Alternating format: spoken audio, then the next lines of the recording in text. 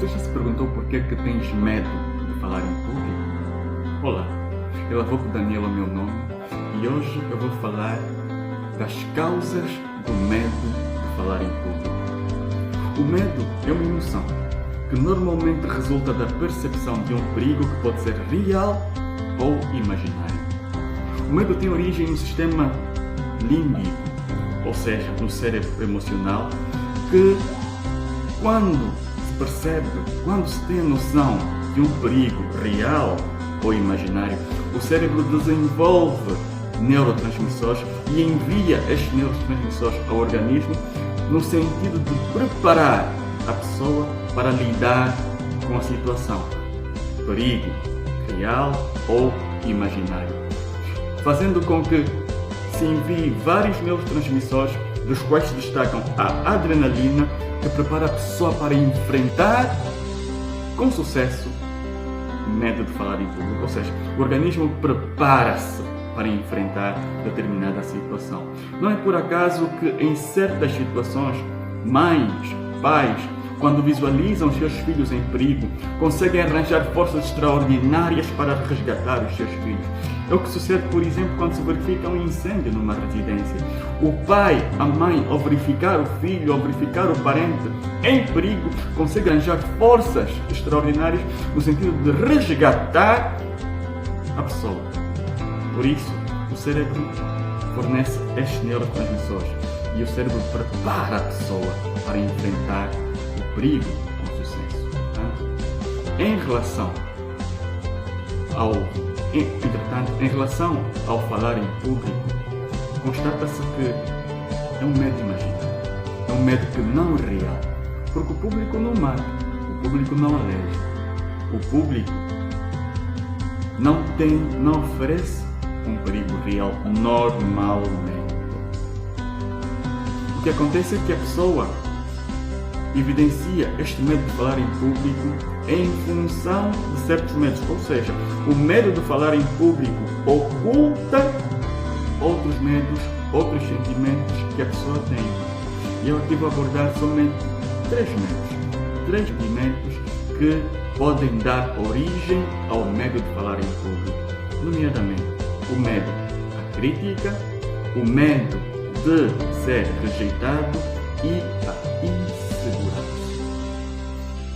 Eu vou me cingir especificamente ao medo à crítica. Este medo, em boa verdade, evidencia-se em função de crenças, em função de situações, de experiências que a pessoa viveu ou absorveu durante a infância, durante a adolescência, durante a fase adulta. Este medo tem impacto nas mais variadas facetas da vida, ou seja, ele não te perturba apenas na situação de falar em público, ele faz com que a pessoa, ao lidar com a pessoa, ele faz com que você, nas mais variadas facetas, consigas manifestar este medo, atrapalhando situações, experiências que a pessoa viveu ou absorveu durante a infância, durante a adolescência, durante a fase adulta.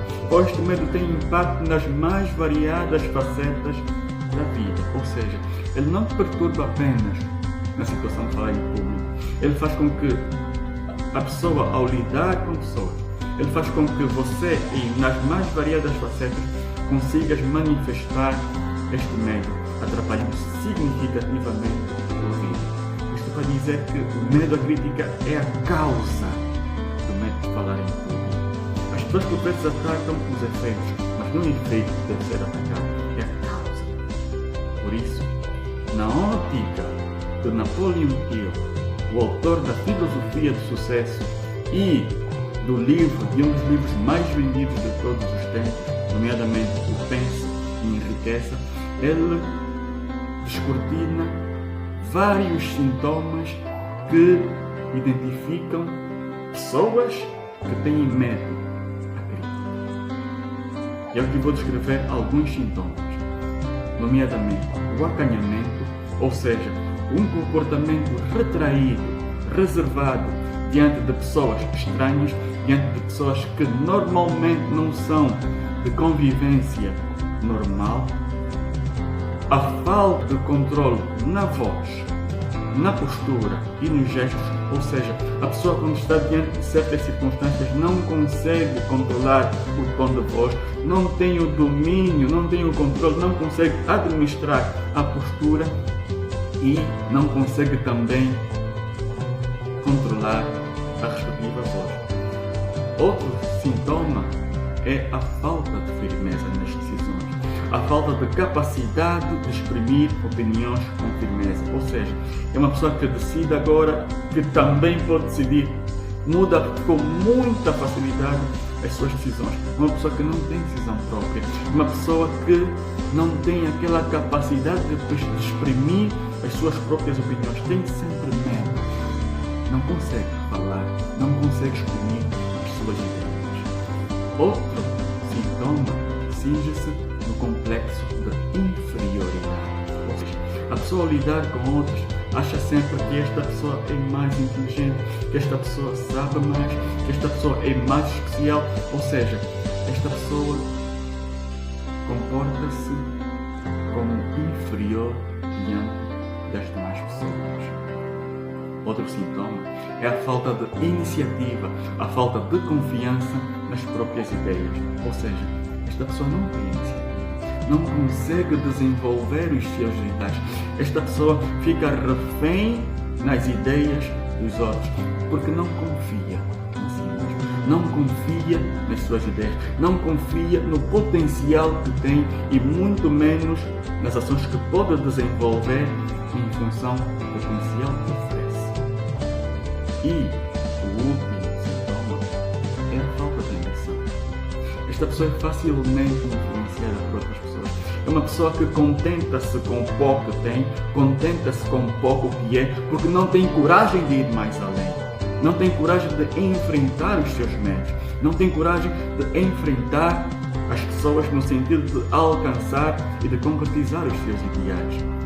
Ou seja, os mais variados sintomas circunscrevem-se no acanhamento, na falta de controle, na voz, na postura, nos gestos, na falta de firmeza nas decisões e falta de capacidade de exprimir as suas ideias com firmeza, no complexo de inferioridade, na falta de iniciativa, falta de confiança nas próprias ideias e também na falta de ambição e facilidade de ser influenciado pelas pessoas, ou seja, não tem ideias próprias e é facilmente influenciado pelas pessoas que o rodeiam. Já agora, dentre os sintomas que eu contei, qual é o sintoma que se identifica contigo? Qual é o sintoma que você deve ultrapassar, que você deve contornar? Você tem medo? O que você tem feito para superar este medo? Quais são as consequências deste medo, a crítica, que dá lugar ao medo de falar em público e muitos outros constrangimentos em tua vida? É exatamente isto que vamos falar na próxima sessão.